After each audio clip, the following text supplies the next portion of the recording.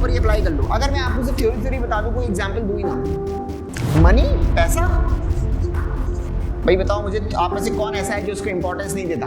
बोलो। आपने देखा होगा वो दिल वाले दुल्हनिया ले जाएंगे टाइप मूवीज जब आती थी, 1990s की मूवीज, 80s की। क्या क्राइम करना पहले भी अनएथिकल था और अब भी अनएथिकल है? एथिक्स के आंसर के अंदर अगर एग्जाम्पल्स नहीं है तो आपका आंसर बिल्कुल क्या है? फीका है। फीका, फीका समझते हो? आज जो हम टॉपिक डिस्कस करेंगे, आज के लेक्चर में दो चीजों के ऊपर हम फोकस करेंगे। एक वैल्यूज क्या होती हैं और आगे जाकर फिर हम एक और टॉपिक लेंगे, इमोशनल इंटेलिजेंस। ठीक है, पूरा लेक्चर आज उसके बारे में रहेगा। वैल्यूज की बात करते हैं। वैल्यूज क्या होती हैं? वैल्यूज के कॉन्सेप्ट को देखते हैं। हिंदी में वैल्यूज को बोलते हैं मूल्य। सुना होगा अपन ने कभी मूल्य? ठीक है, सुना होगा बातें करते टाइम कि मेरी वैल्यूज ऐसी नहीं है कि मैं ऐसा करूं, या मुझे ऐसी वैल्यूज नहीं दी गई हैं कि मैं ऐसा करूं, है ना। वैल्यू सिस्टम सुना होगा कभी आपने। बहुत सिंपल भाषा में समझते हैं वैल्यू क्या होती है। वैल्यू तो लाइफ में आप किसी भी चीज को अगर इंपॉर्टेंस देते हैं तो वो आपकी क्या है? एक वैल्यू है। फिर से सुन लीजिए, लाइफ में आप किसी भी चीज को इंपॉर्टेंस देते हैं वो आपकी क्या है? वैल्यू है। For example honesty. अगर आप लाइफ में ईमानदारी को इंपॉर्टेंस देते हैं कि हाँ भाई ईमानदार होना चाहिए, ईमानदारी शो करनी चाहिए, ईमानदारी जो है दिखानी चाहिए, तो ईमानदारी आपकी क्या है? एक वैल्यू है। For example trust. लाइफ में अगर आप ट्रस्ट को वैल्यू करते हैं कि हाँ भाई विश्वास होना चाहिए, एक दूसरे के प्रति विश्वास दिखाना चाहिए, तो ट्रस्ट आपकी क्या है? एक वैल्यू है। ठीक है, फॉर एग्जाम्पल डिसिप्लिन। मान लीजिए आप अनुशासन को बहुत वैल्यू देते हैं, डिसिप्लिन को बहुत वैल्यू देते हैं कि भाई हाँ डिसिप्लिन रहना चाहिए, डिसिप्लिन से सारे काम डिसिप्लिन से करने चाहिए, तो डिसिप्लिन क्या है? आपकी एक वैल्यू है। ठीक है, और एग्जांपल्स आप सोचो, कॉन्सेप्ट समझ में आ गया अपने को, है ना। लाइफ में किसी भी चीज को आप इंपॉर्टेंस देते हैं वो आपकी क्या हो गई? वैल्यू हो गई, है ना। अब मुझे आपसे एग्जांपल चाहिए। बताओ एक एक करके, हाथ खड़ा करके बताओ कि और कौन कौन सी वैल्यूज हो सकती हैं? बताओ भाई। Punctuality, very good. पंक्चुअल, अपन समय पे सारे काम करें, है ना। मैं कई बार आप लोगों से बोलता हूँ टाइम पर क्लास में आओ, टाइम पर क्लास में आओ। तो पंक्चुअलिटी, अगर आप पंक्चुअलिटी को लाइफ में इंपॉर्टेंस देते हैं तो पंक्चुअलिटी आपकी क्या है? एक वैल्यू है। ठीक है, और बताओ एग्जांपल। हाँ भाई, सेम ही बोल रहे तो पंक्चुअल पंक्चुअल। ठीक है, कोई और एग्जांपल बोलो। Hygiene, very good.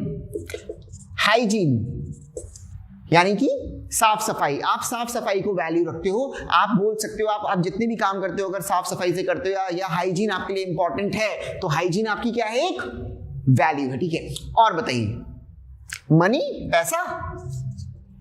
भाई बताओ मुझे आप में से कौन ऐसा है जो उसको इंपॉर्टेंस नहीं देता? बोलो। हर कोई देता है। ठीक है, मनी, तो मनी आपकी क्या है? एक वैल्यू है। ठीक है, तो इन शॉर्ट लाइफ में आप जिस भी चीज को इंपॉर्टेंस दो वो आपकी क्या बन जाती है? वैल्यू बन जाती है। अच्छा, वैल्यू बन जाती है, यहां तक बात क्लियर हो गई।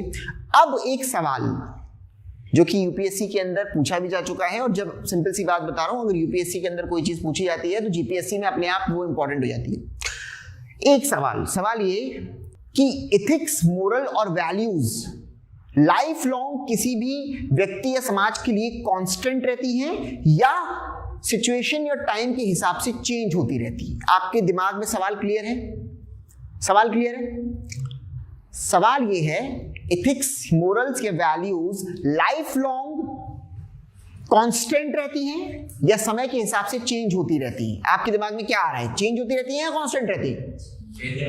चेंज होती रहती है। आप उसको इस तरह बोलोगे, चेंज होती रहती है। अच्छा चलो ठीक है, चलिए देखिए मैं आपको इसका सिंपल बताता हूं, उसका आंसर किस तरह से लिखा जाएगा कि एथिक्स, मोरल्स और वैल्यूज, कुछ एथिक्स, कुछ मोरल्स और कुछ वैल्यूज चेंज होती रहेंगी टाइम के साथ, लेकिन कुछ हमेशा कांस्टेंट भी रहेंगी। आपको अपने आंसर के अंदर दोनों बातें करनी है। ऐसा नहीं कि सब चेंज हो, भाई सारे एथिक्स तो चेंज होंगे नहीं, सारे मोरल, सारी वैल्यूज तो चेंज होंगी नहीं, कुछ कांस्टेंट भी रहेंगी। पहले बात कर लेते हैं चेंज वाली की। कौन कौन सी ऐसी बातें हैं जो एथिक्स के हिसाब से, मोरल्स के हिसाब से या वैल्यूज के हिसाब से चेंज होती रहती हैं? फॉर एग्जाम्पल, जैसे पहले शहरों में भी इंटरकास्ट मैरिज अनएथिकल मानी जाती थी। आपने देखा होगा वो दिल वाले दुल्हनिया ले जाएंगे टाइप मूवीज जब आती थी, 1990s की मूवीज, 80s की मूवीज, वहां पे क्या लव मैरिज कर ली तो पता नहीं क्या हो गया, है ना। तो अनएथिकल था मामला। पर अब उतना कोई बड़ी प्रॉब्लम नहीं है, अब ठीक ठाक लेवल पर जो है एक्सेप्टेंस है। तो इथिक्स चेंज हुए, शहर के इथिक्स चेंज हुए over the period of time. 1970-80s में कुछ और होता था, अभी कुछ और हो रहा है ना। जैसे आप विमेन एजुकेशन को ले लें तो विमेन एजुकेशन को 1960s, 70s, 80s में उतना नहीं, बेटी को क्या करोगे पढ़ाकर, ये सब चीजें, पर आज की तारीख में विमेन एजुकेशन प्रमोट की जाती है ना। तो इथिक्स चेंज हो रहे हैं, सोसाइटीज के इथिक्स चेंज हो रहे हैं, समय के साथ हो रहे हैं, पर कुछ इथिक्स कांस्टेंट हैं, कुछ इथिक्स कांस्टेंट है। फॉर एग्जांपल, क्या लड़ाई झगड़ा पहले भी अनइथिकल था और अब भी अनइथिकल है?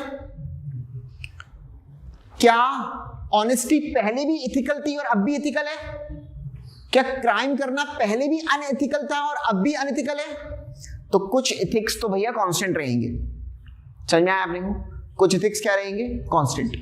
और कुछ इथिक्स समय के साथ चेंज होते रहेंगे। वैसे ही मोरल्स की बात करो, मोरल्स क्या होता है? आपके इंडिविजुअल इथिक्स, आपके खुद के पर्सनल इथिक्स, है ना, मोरल्स भी कुछ चेंज होते रहेंगे और कुछ कांस्टेंट रहेंगे। कुछ चेंज होते रहेंगे, हो सकता है पहले आप इंटरकास्ट मैरिज को आप भी हो सकता है बुरा मानते हो, पर अब शायद आप बुरा नहीं मानते हो, सही मानते हो सकता है। It depends on person to person, है ना। तो कुछ इथिक्स, कुछ मोरल्स जो हैं वो चेंज होते रहेंगे और कुछ मोरल्स कांस्टेंट रहेंगे।